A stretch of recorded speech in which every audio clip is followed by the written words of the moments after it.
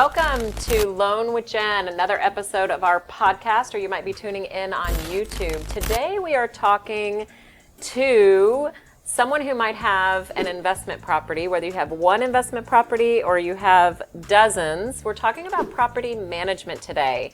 And I have a special guest. He is a friend here in my local community. So Chase Coleman, thank you for joining us. Yeah, hi Jen. Hey, so Chase is with Rental Management Group. And so he and his wife actually manage properties, hundreds of, 200 something. 200, yep. Yeah, he knows, this guy knows what he's talking about. So you really want to tune in. So today we're going to talk about the ideal investment. And we're also going to talk about pros and cons of using a property management company. It's not for everybody. People always get to you probably eventually when they try to DIY, but we're gonna talk about the pros and the cons. This is episode 1 of 2. You'll want to stick around and watch episode 2 when we release it next week. We're going to be talking about screening and fraud, and we're going to talk about eviction. That is going to be a juicy one. But back to this. So Chase, what is, just in your experience of all the investment properties that you've seen, you work with investors all the time, what's an ideal investment property?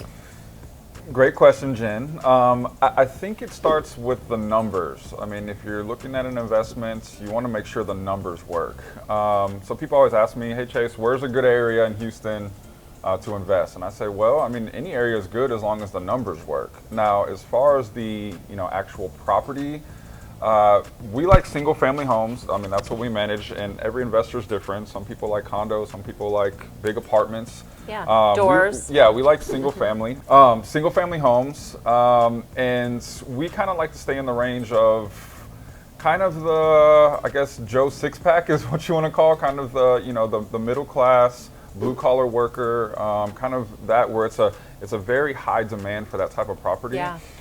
Usually it's like a 3-2 kind of starter home, 1,500 square feet, 1,700 square feet. The benefit to that is you have a bigger pool of renters to market to and potentially get in the property. And then also when it comes to expenses for maintenance and make-readies, usually that's going to be a lot more cost effective as compared to like a huge 5-bedroom, 3-bath home, because now you're painting a 1,500 square foot house to get ready and replacing carpets in 2 bedrooms instead of painting this huge 5,000, and it just really kills your your return when you look at the investment over the course of the year. So we like kind of the starter homes, 1 stories. When you get into those 2 stories, plumbing issues on top. You also have a plumbing issue on the bottom because all the water seeps down. So we like the single story. Nice.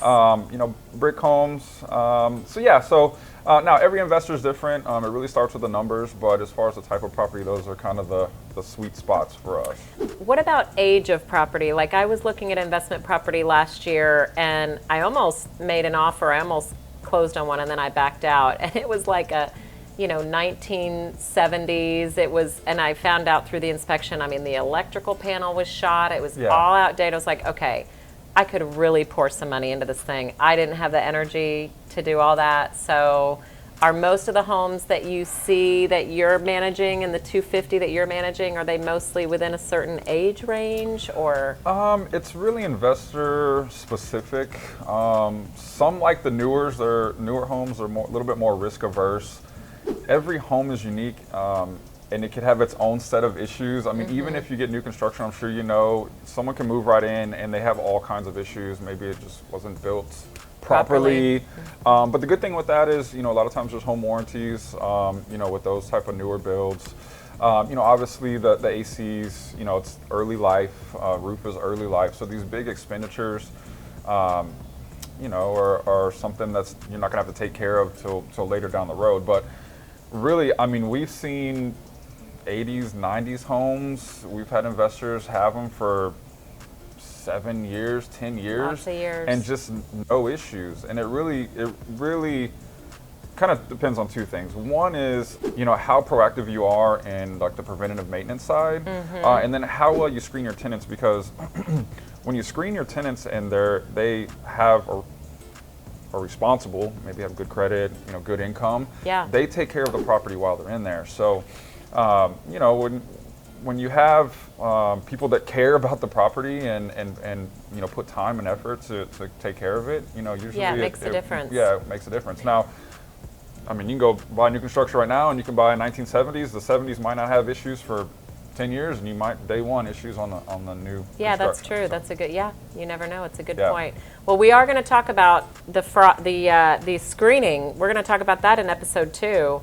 So stick around for that. But let's move on to the pros and cons of property management. Yeah. So, just as a quick prelim, when you have an investment property, you can either manage it yourself. You've got to collect rent. You've got to maintain the property. The toilet breaks, trust me, they will call you. Mm-hmm. And many people do it on their own. And then some people use a property management company, whether you have one investment property or even if it's your homestead and you're moving out of the country for a while and it's dormant or whatever. So let's talk about the pros and the cons of, let's talk about the pros first. What's the benefit of using a property management company? Yeah, I mean, I think, really you're offsetting time spent on something, right? So it's, if you have a full-time job and you got kids running around the house and you're trying to manage a property, that's probably not going to be something that you want to do, especially like when you get the late night phone calls with the tenants because something's not working. Really you're offsetting your time, right? So you hire a property management company, they take care of everything and involve you when you need to be involved. So quick question, do y'all receive late night calls?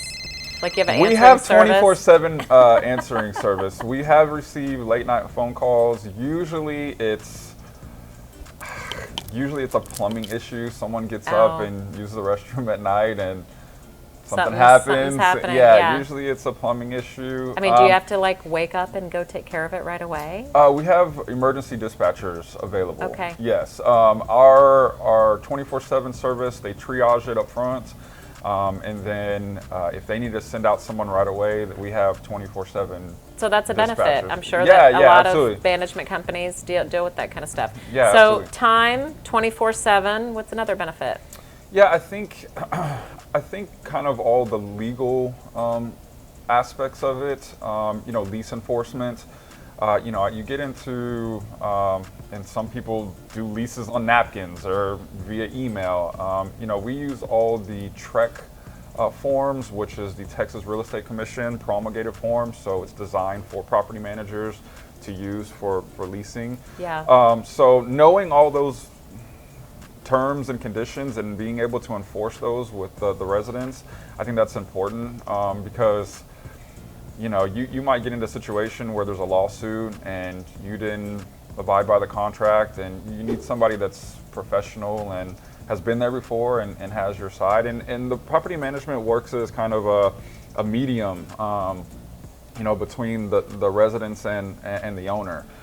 So we can be the bad guy. Put it on us. We'll tell the resident, no, you can't do this. This is on your lease. You can't do that. Yeah, what about collecting? So y'all collect. Another benefit would be collecting payments, right? Yeah, we collect rents. I would say 98% of our residents right now do online payments.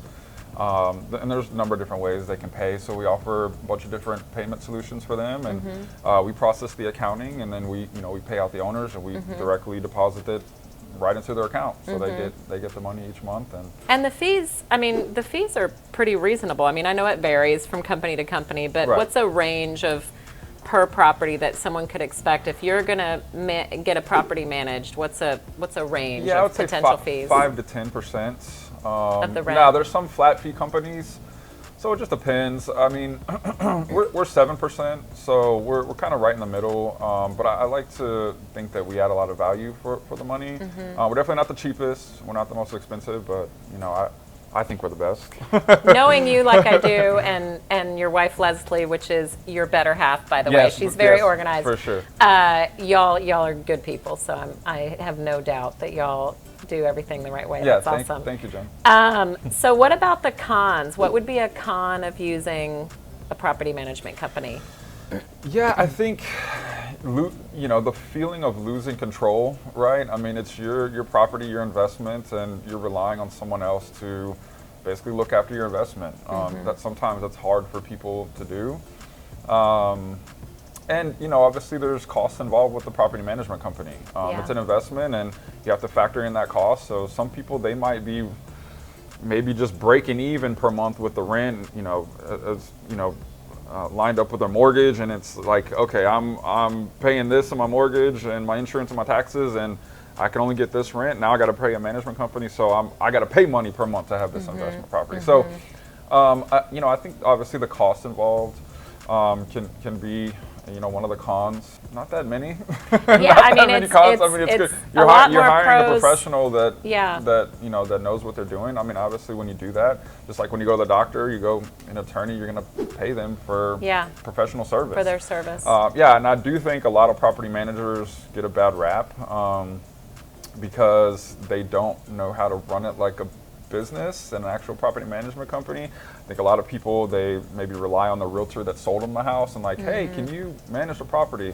Oh yeah, I'll collect rent, and and they're not set up to do it properly. So they maybe put in a bad resident, and they just have a horrible experience. So I think property management companies do get a bad rap, kind of in general with the public. But I think if you do your research and of course look online at reviews and that type of thing, and go with a company that's reputable, like someone who has experience doing it, not just, like you said, just a one-off person who's the realtor or a neighbor or a friend, like, oh yeah, I'll watch over the property for you. Right, exactly. Hire a professional. I mean, you're going to pay for it, but you're getting good service. Now, I do have a question. When you enter into a contract with the property management company, are they obligated for 6 months, a year? Can they get out at any time? It depends on the company. For us, it's month to month. If you're not happy, I mean, we're always trying to earn your business. So if you're not happy, you can cancel at any time with us. But you'll see 6 months, a year out there. A lot of times you'll have to pay some type of fee to get out. We don't charge anything to get out. If you're not happy, we're not trying to hold you to us. Like it's not beneficial for anybody. So. I do have a question, actually. So I recently heard someone was telling me they were interviewing a property management company that was out of town. Yeah. So if we could, just ending the episode, let's talk about, on the pro and con part, an in-town versus an out-of-town property manager. I mean, is it even possible? I mean, they just dispatch people when something needs to happen. Is it good, bad, ugly? Well, tell me what you think about that. Technology, so there are a lot of national companies out there, and they utilize technology for a lot of things. Usually these type of companies, they do so much volume, you can get them at cheap. So there is that aspect of it. But they're relying on data sources that might not know the market. So a lot of people do rely like on Zillow and these types of data sources that aren't 100% accurate. In Houston, we're very MLS heavy. Our website is har.com. It beats out Zillow and traffic. I think we're the only major market. So we utilize HAR, which is the MLS, which gives you more of a true value on the rents. So I think sometimes they can leave money on the table. Also, they're not, they don't know the areas as especially in Houston, no zoning. So there's just all kinds of stuff to factor in. I mean, you might have a house that's right next to commercial, but when they look at it, you might think, okay, I can get this price, but no, where it's located might devalue it. And if you don't know Houston, you don't know the market, you won't catch that. So no, that's good advice. Well, I think this was a good informative episode. I hope that you got a lot from it about pros and cons of property management. We are going to put your info, if someone is in Houston and wants to connect with you about talking to you, I'll put Chase's info in there. And I'm also going to put a link to the online community that you've got. Tell us really quick about that. Property Management Nerds. What is that? So Property Management Nerds, we're an online community for people that are interested in getting into the property management business. So maybe you're a realtor out there or you're interested in property management. So we're starting to build a community where we can just all come together, share ideas. Cool. I mean, we're just trying to help each other out. Yeah, as no, nerds. I think that's I've been getting your pings. I joined the community, yeah, so I thought that was great. Thank you for joining. Yeah, so very good. We'll put those resources in the comments, and join us for episode 2. We are going to talk about screening, fraud, and eviction. Now that is going to be some good information. So we'll Yep. catch you next time. Thanks for tuning in.